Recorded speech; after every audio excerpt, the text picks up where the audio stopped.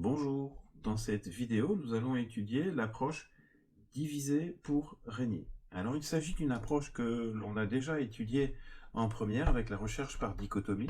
C'est une approche qui permet de rechercher un élément donc, dans un tableau trié en temps logarithmique, c'est-à-dire que la complexité est équivalente en temps à log de n étant la taille du tableau. Donc le principe de la recherche par dichotomie consiste à vérifier si la valeur que l'on cherche se trouve au milieu du tableau. Si ce n'est pas le cas, eh bien en fait on va à chaque étape séparer le tableau en deux et rechercher l'élément dans l'un des deux sous-tableaux. Et on va opérer de cette façon, donc de façon récursive, jusqu'à ce que l'on obtienne la valeur que l'on recherche. Eh bien, cette approche divisée pour régner, c'est en fait une généralisation de la recherche par dichotomie. Alors, le principe général, le voici. Eh bien, on a une première étape qui est de diviser notre problème en sous-problèmes. Donc, c'est l'étape de diviser. Puis ensuite, on va régner, c'est-à-dire qu'on va résoudre les sous-problèmes de manière récursive, sachant que si la taille d'un sous-problème est suffisamment réduite, parfois, eh bien, on peut le résoudre directement, c'est-à-dire en considérant que c'est la bonne solution. Et puis ensuite, on termine par la combinaison donc, des différentes solutions des sous-problèmes pour produire finalement la solution globale. Alors cette approche donc, de diviser pour régner, en fait, fournit des algorithmes qui sont vraiment efficaces, comme on a pu le voir déjà pour la recherche par dichotomie, où on a une complexité qui est de logarithmique, mais c'est aussi utilisé pour la rotation d'une image donc d'un quart de tour. On va découper à ce moment-là l'image en 4 zones et on fait tourner eh bien, en fait, ces 4 zones de 90 degrés pour ensuite les recombiner. On va voir l'algorithme du tri par fusion que nous allons voir est vraiment un algorithme qui suit fidèlement l'approche divisée pour régner et qui permet d'obtenir des temps de tri très performants. Il en existe encore d'autres possibilités. Bien, mais tout de suite, nous allons voir et mettre en application l'algorithme de diviser pour régner pour la rotation d'une image. Alors, quel est le principe? Eh bien, le voilà. On suppose qu'on a une image ici qui se trouve en haut, à gauche, donc avec des zones A, B, C, D. Et en fait, cette image, eh bien, simplement, ce que l'on va faire, c'est qu'on va la diviser en 4. Donc ça, on est sur la phase du diviser. Et puis ensuite, ce que l'on va faire, c'est que on va résoudre chaque problème de manière indépendante. C'est-à-dire qu'on va faire pivoter la zone A de 90 degrés, la zone B de 90 degrés, la zone C de 90 degrés et la zone D de 90 degrés. C'est-à-dire qu'on va prendre chaque élément, chaque zone, chaque sous-problème qu'on va résoudre de manière indépendante par rapport aux autres. Et puis enfin, la dernière étape, ou la dernière phase, eh bien, on va combiner les solutions. C'est-à-dire qu'effectivement, la zone A, eh bien, on va venir la mettre à la place de la zone B. La zone B, on va la mettre à la place de la zone C. La zone C à la place de la zone D. Et la zone D, on va la mettre à la zone A. Pour finalement obtenir eh bien, une image qui aura effectivement pivoté d'un quart de tour. Alors, eh bien pour ça, on va le mettre en pratique tout de suite avec une image que l'on retrouve ici. Donc c'est un carré qui est composé de 4 pixels sur 4 pixels. Et notre objectif, c'est de la faire tourner d'un quart de tour. Eh bien, on va simplement suivre donc, les différentes étapes telles qu'on vient de le décrire précédemment. Donc là, ce que je vais vous demander, c'est dans un premier temps, vous allez refaire le dessin en fait de cette image-là, et puis vous allez découper pour définir les 4 zones. Alors je vous mets l'ordinateur en pause, et vous faites le travail, et puis on corrige juste derrière.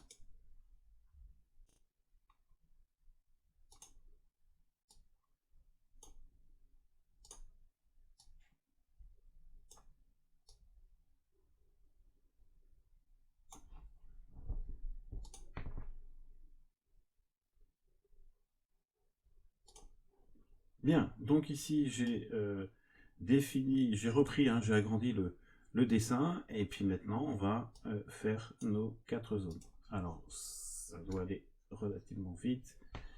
Donc ici on va découper notre image en 4. On va tracer un premier trait, puis un deuxième, et on voit tout de suite donc, nos zones apparaître.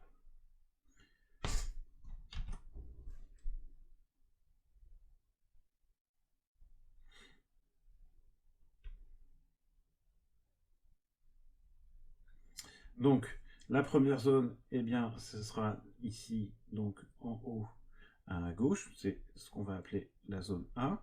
La zone B en haut à droite, la zone C en bas à droite et la zone D en bas à gauche.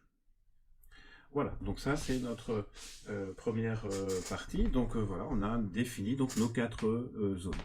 Ensuite, eh bien, on va poursuivre maintenant avec l'approche donc diviser pour régner. Et ce qu'on va faire simplement, c'est la faire de façon manuelle.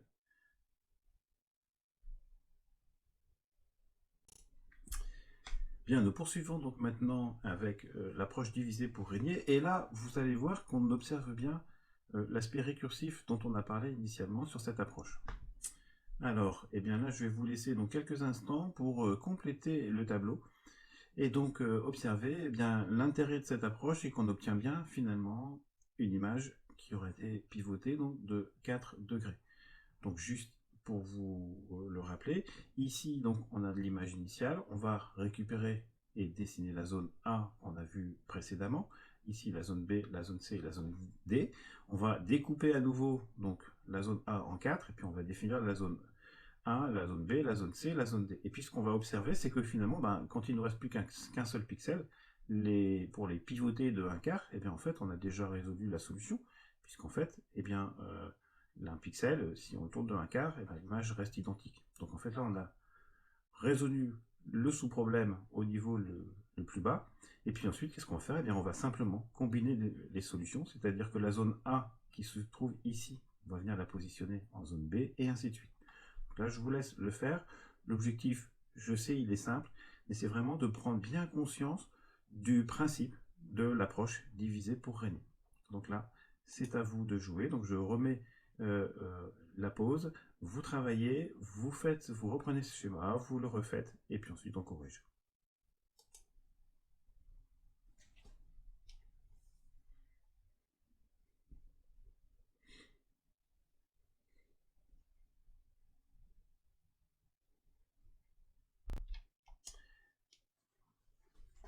Bien, donc là, maintenant ce que nous allons faire, c'est mettre en pratique l'approche donc divisée pour régner pour faire pivoter donc une image. Alors déjà, on va ici, donc dans un premier temps, redéfinir nos 4 zones.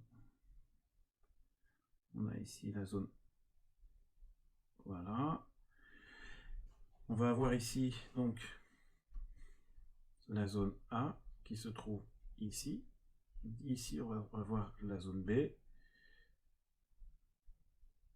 là la zone C, et puis enfin la zone D. Bien, donc le fait de décomposer en fait ici notre image en 4 parties fait qu'on va avoir ici un sous-problème, un premier sous-problème à résoudre qui va être de faire pivoter d'un quart en fait cette image-ci. Et puis là, pareil, la zone B qui est plus petite hein, donc que l'image initiale, et qu'il va falloir également faire pivoter. Et puis ce sera pareil donc avec la zone donc C qui se trouve là. Alors j'essaie de colorier le mieux possible. Hein, et puis enfin ici la zone D. Voilà, donc ensuite, qu'est-ce qu'on fait? Chaque zone va être également découpée en, en 4 zones, A, B et C. Donc la A, en fait, elle reste blanche. Ici, on a la zone B qui est coloriée, la zone C, elle est blanche, et puis la zone D est coloriée. D'accord? Donc on fait pareil ici pour chacune des zones, la zone A et la zone C. Ensuite, ici, on va avoir les zones, là c'est B, C et D qui sont coloriées. Hein. Et puis ici, c'est la zone B qui n'est pas coloriée, et sinon toutes les autres sont coloriées. Voilà, donc vous voyez bien qu'on a à chaque fois décomposé finalement notre image en images plus petites, simplement en les découpant en 4 parties. Bien, maintenant qu'on a terminé de diviser, eh bien en fait, qu'est-ce qu'on va faire? Normalement, il faudrait qu'on ne peut plus décomposer plus bas que le pixel. Donc on va rester à ce niveau-là, et faire pivoter un pixel, en fait, ça ne change absolument rien. Donc on a déjà résolu, en fait, ici les problèmes les plus petits. Et bien maintenant, on va faire ce qu'on appelle la phase de combinaison, c'est-à-dire qu'on va combiner les résultats obtenus pour résoudre le problème juste au-dessus. C'est-à-dire qu'on veut maintenant faire pivoter cette image-là en combinant les solutions qu'on a ici. Et en fait, qu'est-ce qu'on va faire? C'est que la zone A, elle va venir se mettre là. La zone B va venir se mettre à la place de la zone C. Hein. La zone C, on va la mettre en zone D, et la zone D, on la met en zone A. Et on obtient bien finalement une image A, donc cet élément-là, qui initialement était, voilà, c'était ce cas-là qu'on vient de résoudre avec cette solution-ci. Donc simplement en recombinant nos pixels. Et bien on va continuer ici pour tous les éléments. Donc c'est à chaque fois en fait la zone A qu'on met en B, la zone B qu'on met en C, la zone C qu'on met en D, et on voit à chaque fois apparaître des solutions partielles à notre problème général, mais il est en train de se résoudre, simplement par combinaison des solutions précédentes. Donc ici la zone B va se mettre, la zone A se met en B, puis en C, voilà, puis en D, puis la zone D en A, voilà, et puis on fait pareil là, donc en A, je le mets en B je mets C, en C, je vais mettre D, voilà. Bien, une fois qu'on a donc importé des solutions pour cette première partie, c'est-à-dire que voilà, on a recombiné ici hein, tous nos éléments, on a fait la même chose ici, et puis également pour la grande zone D. Et bien maintenant, qu'est-ce qu'on va faire? On va réopérer de la même façon pour obtenir la solution finale. C'est-à-dire que maintenant, on va recopier la zone A en B. Donc, on recopie la zone A en B. Voilà. On va recopier la zone B donc en A. La zone C, on va la recopier en D. Donc on va, voilà. Et puis on fait pareil pour la zone D que l'on recopie en A. Et ce que l'on observe, c'est qu'on a bien effectivement notre image donc, qui a bien pivoté. Voilà, donc vous voyez bien qu'on est passé donc en fait d'une image complète qu'il fallait faire pivoter, on l'a décomposée en sous-problèmes, de plus en plus simple pour arriver jusqu'à n'avoir plus qu'un seul pixel, et puis ensuite ces pixels, eh bien, on les a recomposés pour faire une image de 4 pixels, et puis cette image de 4 pixels, on les a repositionnés, recombinés, donc les solutions qui étaient à ce niveau-là, afin d'obtenir l'image finale qui, elle, a bien pivoté d'un quart de tour. Voilà, donc, eh bien, écoutez, on a répondu donc déjà à cette première partie. On a fait de manière pratique l'algorithme de diviser pour régner. On va poursuivre ici, donc avec, je vais juste vous demander là, de répondre donc à la question à quel moment l'algorithme ne peut plus diviser l'image. Bon, on y a déjà répondu. En fait, c'est ici quand on se trouve là et que on n'a plus qu'un seul pixel. Donc on peut écrire que l'algorithme ne peut plus découper l'image lorsque celle-ci a une largeur d'1 pixel. C'est lorsque l'image a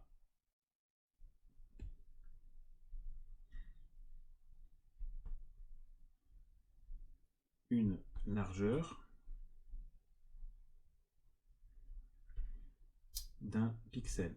Et comment est-ce qu'on appelle cette situation donc, dans un algorithme récursif? Eh bien, c'est ce qu'on appelle un cas de base. Je vais juste mettre cas de base. Hein.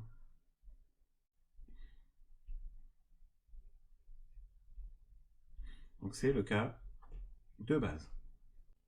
Bien, pour conclure, donc vous voyez bien qu'est-ce qu'on a fait. En fait, on a divisé donc notre carré en problèmes de plus en plus petits pour arriver finalement à un cas de base hein, qui se trouve là, c'est-à-dire qu'on n'a plus qu'un seul pixel. Puis ensuite, on a combiné les solutions pour obtenir finalement notre solution finale. Alors maintenant, on va poursuivre. On va supposer qu'on a un carré ici de côté, dont le côté a une largeur de t. On va avoir besoin pour l'algorithme de connaître certains points remarquables. Donc c'est la raison pour laquelle bien ici on va juste définir en fonction de t les coordonnées de ces points. Alors, la première chose dont on va avoir besoin, c'est par exemple ici pour la zone A. Alors la zone A, je vais la faire en rouge, d'accord?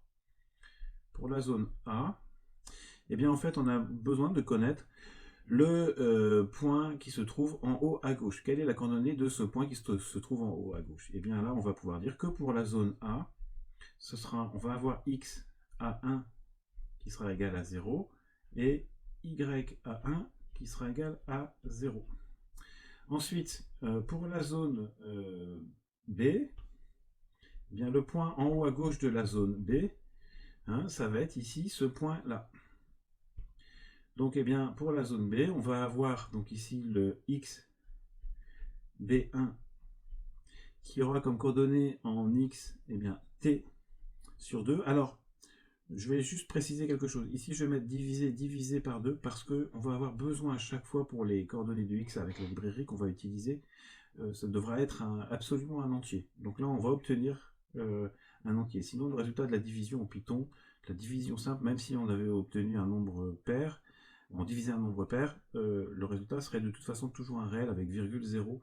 Or, on a besoin d'un entier. Donc c'est la raison pour laquelle ici on va faire un divisé, de façon à obtenir que le quotient de la division. Donc ici, on est à t sur 2, par contre en y, hein, yb1, et bien ici, on va être égal à 0.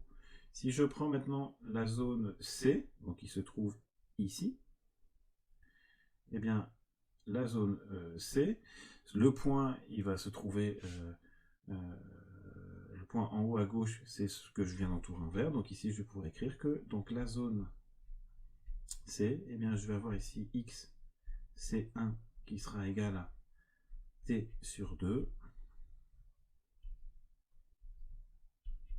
et y C1 qui sera égal à t sur 2. Voilà. Bien, maintenant on va terminer avec, alors je vais prendre peut-être noir quand même, le point supérieur gauche donc de la zone D, pardon, qui se trouve donc ici. Et donc pour la zone D, et bien ici j'ai x D1 qui est égal à 0 et YD1 qui sera égal à t sur 2. Voilà, donc ici on récupère donc nos 4 zones. Et bien on va faire la même chose en fait, parce qu'on aura maintenant besoin des coins supérieurs, inférieurs, droits. Pour pouvoir définir, en fait, ça va nous servir à quoi? Simplement à définir des zones, c'est-à-dire la zone A, elle va être délimitée par 2 points, le point supérieur gauche et le point inférieur droit. Donc, eh bien, écoutez, on va faire la même chose maintenant sur cette deuxième partie. Donc ici, ben, pour la zone A, donc qui est ici, hein, bien, pour la zone A, le point inférieur droit, il est là, donc dont les coordonnées vont être, donc on peut écrire que x à 2 est égal à t sur 2, y à 2 est égal à t sur 2. Maintenant, on va prendre ici la zone B. Eh bien, son coin inférieur droit, il se trouve là. Donc maintenant, on va ici faire la zone B. Donc on va avoir x à B2, pardon, qui sera égal à t, et y B2 qui va être égal à t sur 2. On fait de même avec la zone C, donc là en vert, la zone C qui se trouve là, son point inférieur droit, pardon, il est là, ça va être la zone, pour la zone, donc C, on va avoir xC2 qui sera égal à T, et YC2 qui sera égal à T. Puis enfin, on termine avec le point D, donc le point inférieur droit, pour la zone D, ce sera égal à, on va avoir x D2 qui sera égal à t sur 2,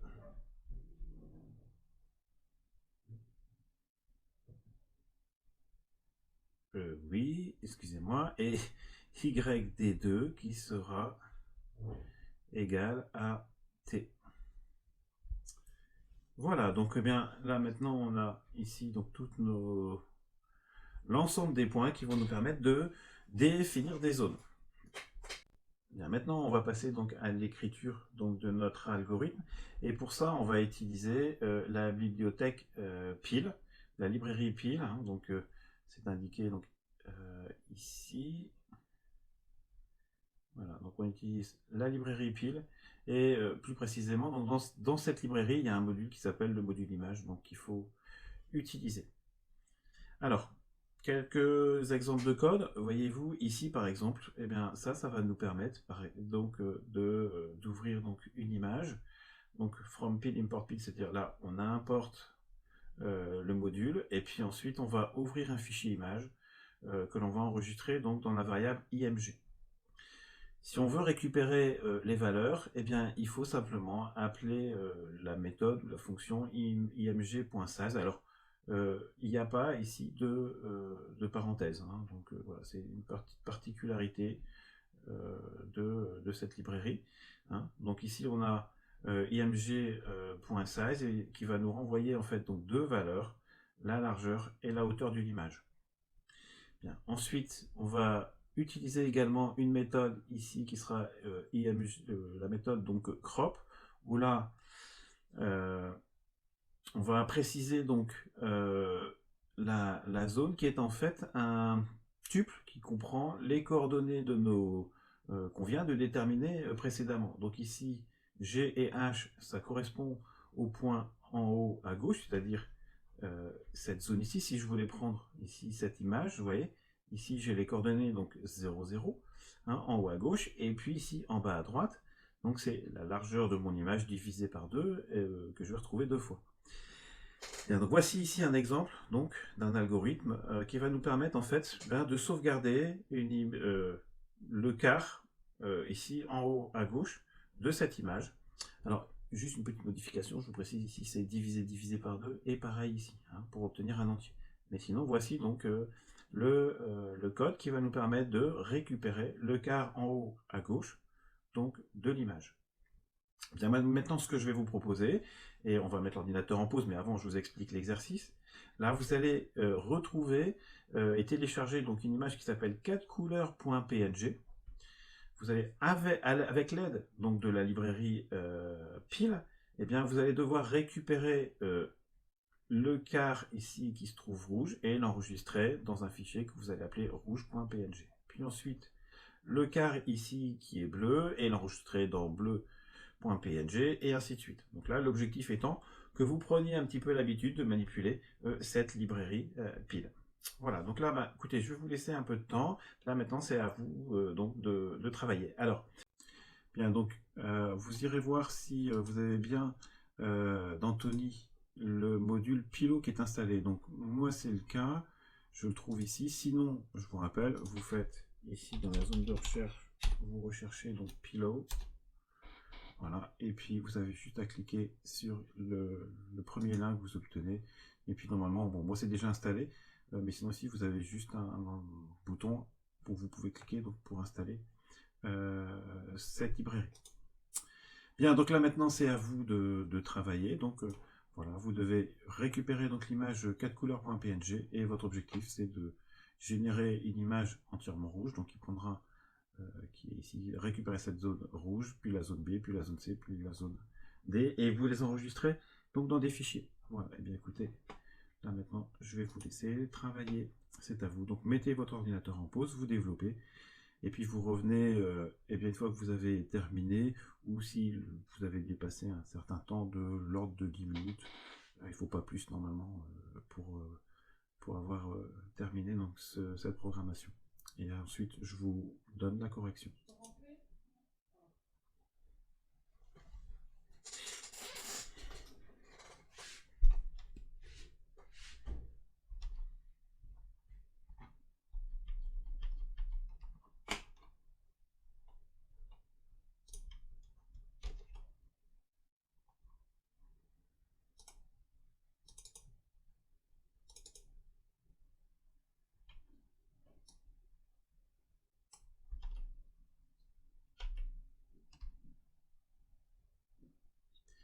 Bien, on va passer donc à la correction. Donc, je vais enregistrer ici mon code, donc dans ici exercice 1, et je vais l'appeler 4 couleurs par exemple. 4 couleurs, point key. Voilà, donc première étape, on va importer la librairie pile. Donc pour ça, eh bien, il nous suffit simplement d'importer à l'aide de la commande from pile import image. Donc ça, normalement, voilà, ici, image. Et puis maintenant, eh bien, on va simplement ouvrir l'image. Donc ici, img. Alors, img est égal à image. Alors, il faut savoir qu'il y a un module dans le module. Donc, il y a des sous-modules, en fait. La librairie pile est décomposée en modules qui eux-mêmes sont parfois décomposés en sous-modules. Donc il est important de préciser ici le image devant, open, et puis là on va ouvrir notre fichier qui s'appelle donc 4couleurs.png, qui doit être dans le même répertoire que le répertoire sur lequel, dans lequel vous avez enregistré ici 4 couleurs, hein, votre script. .png. Donc là, on ouvre l'image, et puis qu'est-ce qu'on va faire? C'est récupérer la largeur et la hauteur à l'aide de la méthode crop, size, donc img.size. Voilà, donc ici, si simplement on faisait ça et qu'on fait un print de largeur, en même temps, on va exécuter le programme et puis on va le voir dans les variables. Hein. Ici, on va faire un fichier, donc les variables, voilà. Donc si je réexécute mon programme, voilà, et bien j'ai bien récupéré, vous voyez ici, donc une image que j'ai, donc là c'est, ça c'est mon module, pardon. J'ai récupéré donc une image dans IMG, c'est un objet, hein, et puis la largeur et la hauteur font 256, puisque c'est une image qui est carrée. Voilà, allez, on va continuer. Donc maintenant, ce qu'on va faire, c'est récupérer l'image en haut à gauche. Donc je vous rappelle, hein, l'image en haut à gauche, et bien il faut donner en fait 2 points. Tiens, je vais peut-être en même temps ici remettre le sujet. Voilà, comme ça on l'a. Donc l'image qui est en haut à gauche, c'est-à-dire le premier quart qu'on retrouve ici. Eh bien, en fait, lui, ce qui est important de dire, c'est qu'il faut que je donne la coordonnée du point en haut à gauche et puis la coordonnée du point en bas à droite pour définir la zone. Donc, qu'est-ce que nous allons faire tout de suite? Donc, ici, on va récupérer l'image. Donc, c'est A qui sera égal à img.crop. Et puis maintenant, moi, je vais mettre les coordonnées. Alors, c'est dans un quadruplé, c'est-à-dire c'est un tuple avec 4 valeurs. Les premières, c'est les coordonnées du point en haut à gauche, puis ensuite, je vais donner le point en bas à droite. Donc là, c'est largeur. Divisé par 2, je vous rappelle pourquoi, parce qu'il faut absolument un entier. Je ne peux pas découper une image sur un nombre, avec un nombre réel, puisque je découpe au niveau de pixels. Je ne peux pas couper un pixel en deux. Donc largeur divisé par 2. Voilà, et donc là, on a récupéré notre image. Alors, il y a une fonction dont je ne vous ai pas parlé, une méthode. C'est a.show qui permet donc de visualiser ce qu'on a récupéré donc dans A. Donc ici, si on lance le programme, vous voyez, on a bien récupéré cette zone rouge. Hein.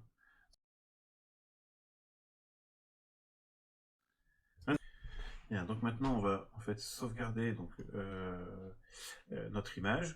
Donc ici, avec la méthode a.save, a.png, on précise le fichier dans lequel on veut sauvegarder l'image. Donc ce sera au même endroit que là où on a notre script 4couleurs.py. Hein. Bien, maintenant on va faire la même chose pour la zone B, pour la zone C, pour la zone D. Hein. Donc eh bien c'est parti. On va faire B est égal à img.save point crop, et puis on remet le quadruplé, donc qui correspond aux coordonnées des points en haut à droite et en bas, en haut à gauche et en bas à droite. Donc pour la zone B qui se trouve ici, donc en haut à droite, on est sur largeur divisé par 2 et 0, et puis là on est sur largeur et largeur divisé par 2. Donc largeur divisé par 2,0, virgule. Ensuite c'est la largeur et la largeur en y divisé par 2. Bien, on va également sauvegarder cette image, b.save. Donc on enregistre b.png. Voilà, et puis on va faire de même pour C. C qui est égal à img.crop. Et puis là, donc la zone C, je vous rappelle, c'est la zone qui est blanche, donc on va donner le point milieu et puis ici point extrémité. Donc crop, et puis là c'est largeur divisé par 2, virgule largeur divisé par 2, virgule largeur, virgule largeur. On sauvegarde ça dans un fichier c.png.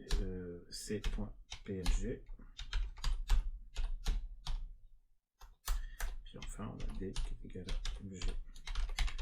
mg.crop. Et donc là, la zone D, eh bien, on va se positionner ici. Donc x est 0 et y c'est largeur divisée par 2. Et puis ici, on va être sur x en largeur divisée par 2 et y qui sera en largeur. Hein.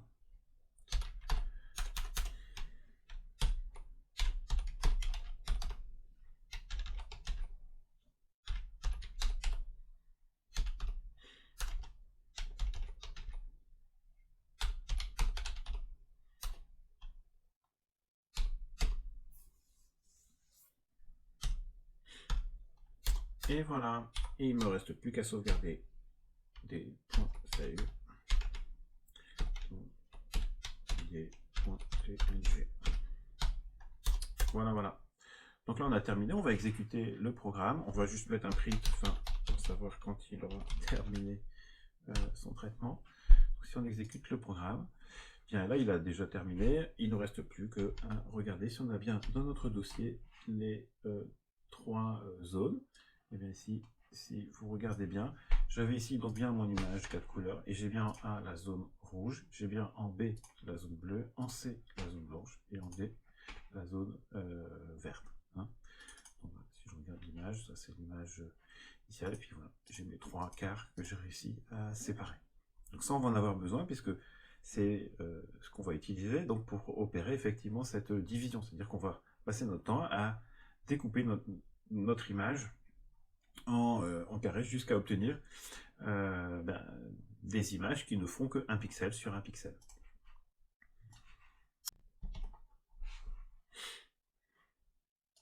Bien, donc dans cette deuxième partie, en fait, eh bien notre objectif, ça va être de faire pivoter l'image. C'est-à-dire que je vous explique, on va récupérer ici la zone rouge, la zone bleue, la zone blanche et la zone verte, donc un quart de chaque image. Et puis ensuite, on va faire une combinaison, hein, donc la phase de résolution. Et pour ça, on va venir positionner la zone rouge, toujours sur notre image, eh bien ici, à la place de la zone B, on va mettre la zone bleue ici à la place de la zone blanche à la place de la zone verte, et puis la zone verte ici, on va la mettre en zone A. Donc voilà, alors pour cela, on va utiliser, donc pouvoir positionner les images, l'instruction qui se trouve là. Alors attention, vous avez deux fois image, parce qu'en fait, là on va faire appel à un sous-module qui lui-même a un sous-module. Bon, c'est la façon dont est organisée la librairie. Donc vous ferez appel à l'instruction image.image.past, puis vous allez définir l'image 1. Alors l'image 1, c'est l'image que vous avez récupérée initialement en faisant un open. Hein. Et puis ensuite, vous allez positionner par exemple l'image 1. Alors ici, le 10-10, ça correspond à quoi? Aux coordonnées du point en haut à gauche, où vous voulez positionner votre image. Hein. Une fois que vous aurez fait ça, eh bien, vous sauvegarderez l'image finale dans un fichier qu'on appellera image fin.png. Donc surtout également, ne sauvegardez pas. Quand vous récupérez la partie A avec l'instruction crop, hein, vous n'avez pas besoin de la sauvegarder dans un fichier, vous l'avez ici dans une variable A. On a vu tout à l'heure qu'avec un A.show, en fait, on affichait, pouvait bien afficher l'image puisqu'elle était enregistrée en mémoire. Voilà, donc là, bah, écoutez, je vais mettre l'affichage de pause. Mettez votre ordinateur en pause et puis ben, c'est à vous de jouer. Donc vous pouvez reprendre le code que vous avez déjà fait. Vous ne sauvegardez plus les images A.png, B.png, etc. Et puis vous créez donc une nouvelle image avec les zones bien positionnées. C'est à vous.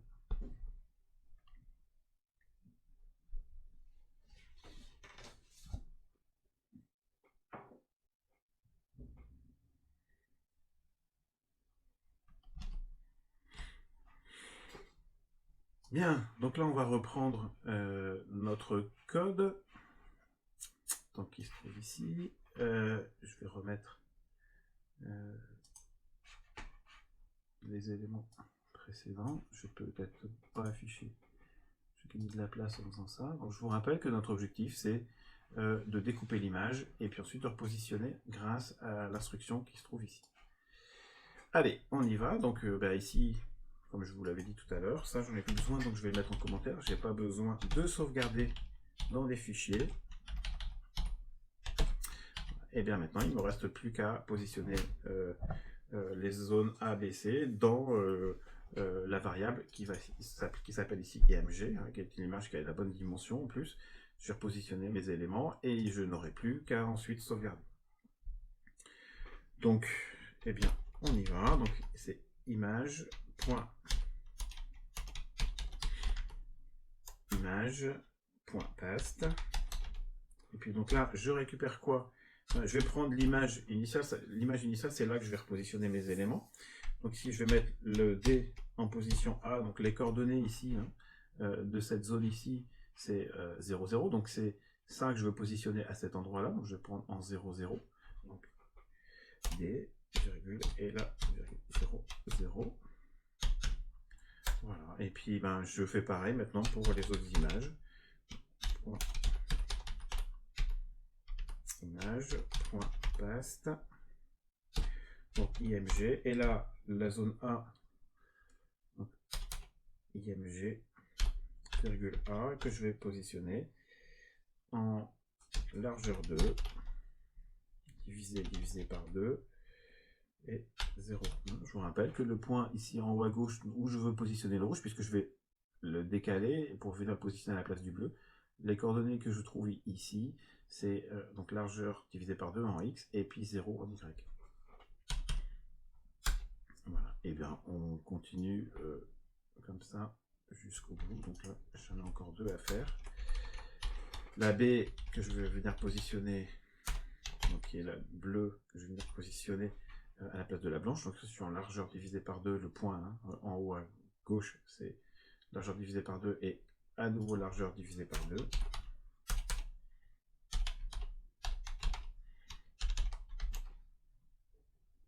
C'était pas ici, mais là. Bien. Et puis le dernier, c'est le blanc que je vais venir positionner à la place du vert, c'est-à-dire la zone C que je vais mettre à la place de la D. Et là, c'est le point qui se trouve ici, donc dont les coordonnées sont 0 et largeur divisé par 2. Voilà. Par contre, c'est pas la B, la A et la C. On va regarder, on va juste faire un img.show. .show, voilà. Pour voir ce qu'on obtient comme résultat final. Ben voilà, c'était ce qu'on souhaitait obtenir. Effectivement, vous voyez bien que le vert a été décalé vers le haut, le rouge a été décalé vers la droite, le bleu vers le bas et le blanc vers la gauche. Donc on a bien obtenu ce que l'on souhaitait. Donc il ne nous reste plus qu'à le sauvegarder. img.save dans, on avait dit, le fichier image fin.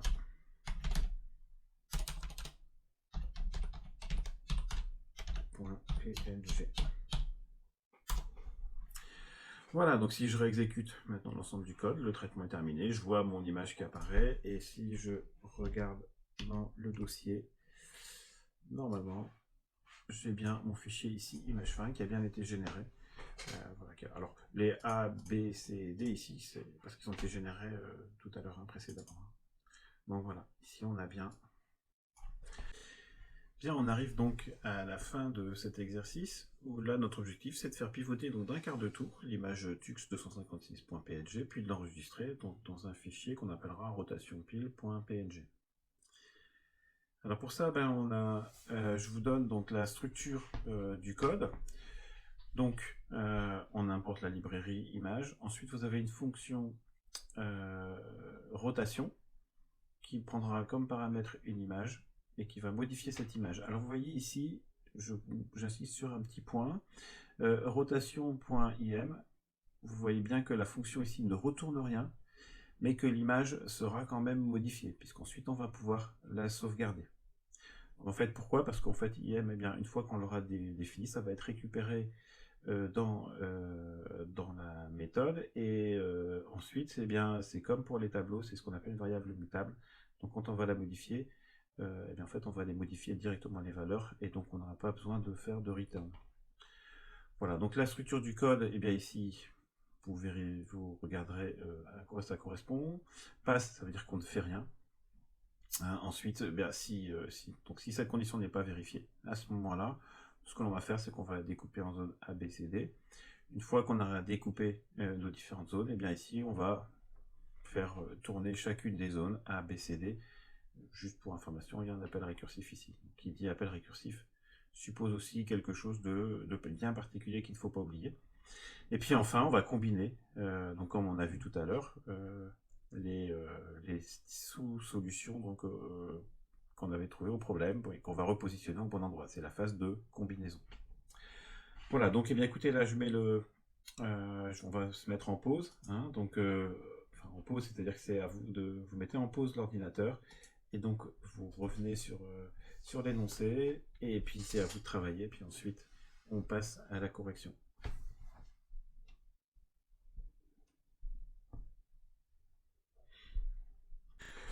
Notre image, voilà, qui a été pivotée. Voilà. Bien, on va poursuivre donc maintenant cette programmation, parce que notre objectif final, ça va être de faire pivoter l'image de Tux, ici donc d'un quart de tour.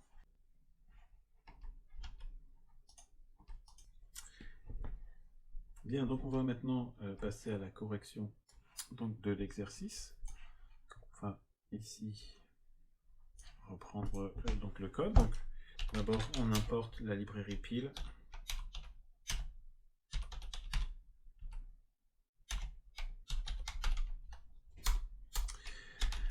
On va recopier donc notre fonction rotation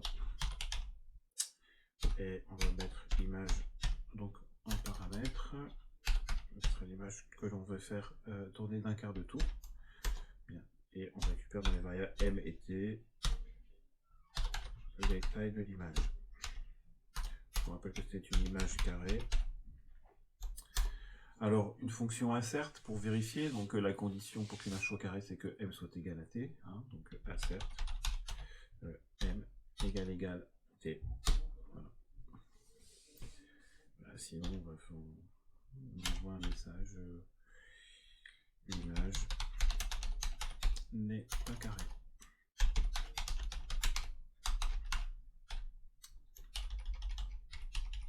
Voilà, bien. Ensuite, on va faire un if t inférieur ou égal. Là, on va le laisser comme ça pour le moment. Donc dans ce cas-là, on ne fait rien. Et puis sinon, on va déjà ici diviser. Donc, hop, on divise l'image en 4 zones. Et bien pour ça, qu'est-ce qu'on va faire? On va faire notre A égale image point crop. Et puis ici, on va donner les positions. Donc c'est 0, je vous rappelle, le point en haut à gauche, ça sera 0,0 pour la première partie, la zone A. Et puis ensuite, c'était donc en bas à droite, on est sur t divisé par 2, virgule, t divisé par 2. On aurait pu prendre m également, mais je vous rappelle que c'est les mêmes valeurs puisqu'on a une image carrée. Hein. Il me manque une parenthèse. Voilà. Et puis ici, on va faire la même chose pour A, pour B, pour C et pour D. Bien, donc ici A, maintenant on va faire B. Et bien B, c'est les coordonnées, ça va être t divisé par 2 pour x, t divisé par 2 pour x, et y c'est 0. Et ensuite on a en x, on sera à t, et puis t sur 2 pour les positions du point en bas à droite. Ensuite, pour le point C, le point en haut à droite, à gauche, pardon, c'est le point milieu, donc c'est en t divisé par 2. Je vais peut-être ici, donc montrer à chaque fois. Hein. Donc ici, le point, je vais recouper mon image, tiens. Ce sera plus simple, comme ça. Donc voilà, ici, je peux couper là et là, d'accord. Donc le point A, et bien ici on donne les coordonnées. Donc ici les coordonnées du point A, elles sont du point en haut à gauche de A, c'est là, d'accord. Et puis en bas à droite, ça va être ici. Donc c'est pour ça que là, j'ai indiqué au niveau donc, de mon code. Donc les premières coordonnées c'est 0, 0, et puis ici c'est t sur 2, t sur 2. Ensuite, pour le point B, eh ben, je vais avoir le point en haut à droite, c'est celui-là, donc c'est en x, ce sera t sur 2, hein, et puis par contre en y, eh ben, ce sera 0, et puis ensuite, je dois trouver ce point-là pour le point en bas à droite, donc là on est en x à la longueur t, et puis ici on va être à t sur 2. Ensuite, maintenant je vais faire le point C, donc enfin la zone C. Le point en haut à gauche, c'est celui-là, donc c'est au milieu, encore une fois, t sur 2 et t sur 2. Puis là, je suis à t et t. Attendez, pour l'image C, je me suis trompé. Donc c'est bien t sur 2 et t sur 2. Ouais. Et le point en bas à droite, c'est t et t. Heureusement, je l'ai vérifié. Et puis enfin, on va terminer avec l'image D. Donc le point en haut à droite, c'est 0 en x et t sur 2 en y. Donc 0 en x et ici t sur 2. Et le point en bas à droite, ce sera t sur 2 en x et t en y. Voilà. Bien. Une fois qu'on a fait cette partie-là, eh bien on va poursuivre. Hein. Donc là, je reprends mon code. Qu'est-ce qu'on nous demande? Maintenant, c'est de résoudre. Résoudre, c'est quoi en fait? C'est de faire la rotation des images qui sont plus petites. C'est-à-dire, on va faire la rotation de A, puis la rotation de B, puis la rotation de C, puis la rotation de D. Donc, on appelle notre méthode de façon récursive. Donc, on va demander simplement pour avoir la rotation de A. Rotation de D. Je vais faire ici une rotation de l'image C, et puis enfin une rotation de l'image D. Donc ça, c'est la partie résoudre, hein, ou résoudre ou régner. Hein. D'accord? C'est ce qu'on appelle. Donc là, on est avec des appels récursifs. Bien. Et puis une fois qu'on a fait ça, il nous suffit maintenant de combiner nos images. Combiner les images. Donc là, c'est avec la méthode past, image, dans le sous-module du sous-module. Hein.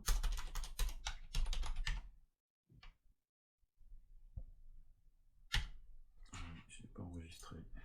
C'est pour ça que j'ai pas l'auto-complétion, je pense.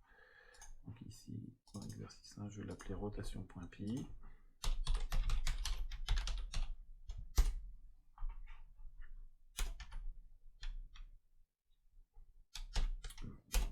Image.past Et donc là, qu'est-ce que je vais faire? Je vais récupérer mon image et je vais la mettre à... c'est l'image D que je vais positionner en 0,0. Là, on peut reprendre hein, le code qu'on a déjà fait.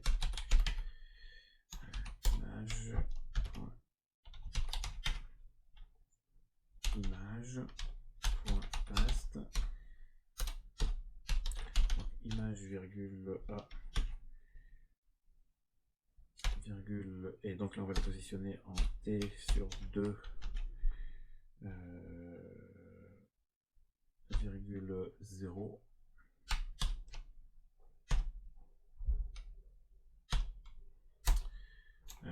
Ensuite on va voir l'image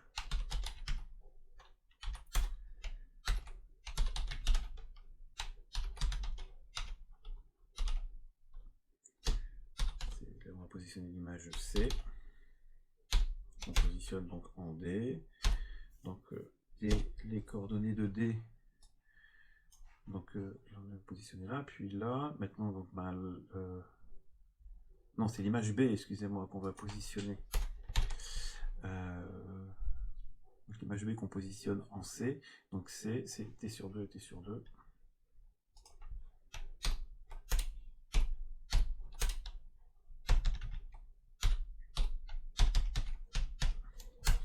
Et puis enfin, on va mettre l'image en B et l'image C en D.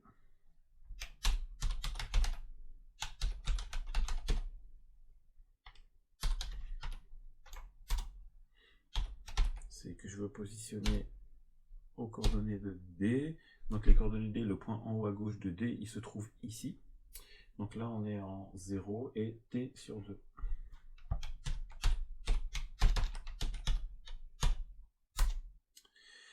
Et bien voilà, normalement, on a quasiment tout, on a terminé, hein, puisqu'en fait, on a modifié les images. Je vous rappelle qu'il n'y a pas de return, hein, puisqu'en fait, les images sont des variables mutables ici.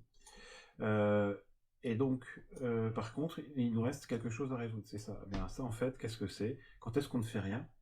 Ben, en fait, quand on est sur notre cas de base, notre cas de base, c'est quand M ou T est inférieur ou égal à... On va mettre 1. Voilà. À partir du moment où j'ai un pixel, eh bien, je ne fais rien. Donc voilà, on a ici notre cas de base. Maintenant, il ne nous reste plus qu'une chose à faire. Eh bien, c'est simplement d'appeler notre fonction et de vérifier si tout marche bien. Donc on va ouvrir l'image. Img égale image.open, donc de tux 256.png. On va demander la rotation de l'image et puis ensuite on sauvegarde dans rotation.kill.png. Voilà, donc si on regarde bien l'ensemble de notre code, on fait bien ici, on va ouvrir l'image, donc tux.256.png, on va lui demander sa rotation, et là on va avoir donc la méthode diviser pour régner. On découpe notre image ici en 4 quarts, on va demander la rotation de ces images à l'aide d'un appel récursif, hein. Ici c'est appel récursif. Cet appel récursif, il a un cas de base, c'est-à-dire c'est dans le cas où la largeur de l'image, en fait, enfin, quand l'image ne fait plus qu'un seul pixel. Et puis enfin, ensuite, on va combiner les différentes solutions. Allez, on exécute le code. On a un petit souci quelque part. On va juste regarder. Oui, c'est pile PIL en majuscule. Voilà. Voilà, donc là, normalement, il a terminé son traitement. Il ne reste plus donc à aller regarder le résultat dans notre répertoire. Bon, on va faire autrement. On va faire un... alors ça, l'assistant, j'en ai plus. On va faire im.show. On sait que de toute façon, ça a été sauvegardé. Tout travail. Et bien, notre image, elle a bien tourné donc d'un quart de tour. Voilà, donc on a réussi. Alors si on veut la faire la retourner, il suffit de faire 2 fois la rotation. Hein. Rotation de l'image. Si on exécute ça, là l'image elle va être retournée. On va l'appeler 2 fois. Et puis voilà, donc là notre image s'est bien retournée. Voilà. Eh bien écoutez, donc on a terminé avec cette première partie, avec ce premier exercice. Et donc là je vais arrêter la vidéo et en faire une deuxième pour aborder maintenant l'application du tri fusion. Voilà, donc il y a vraiment une application directe et concrète, encore plus concrète de l'approche divisée pour régner. Voilà, bien, et écoutez, à tout à l'heure, donc dans la vidéo suivante. Au revoir.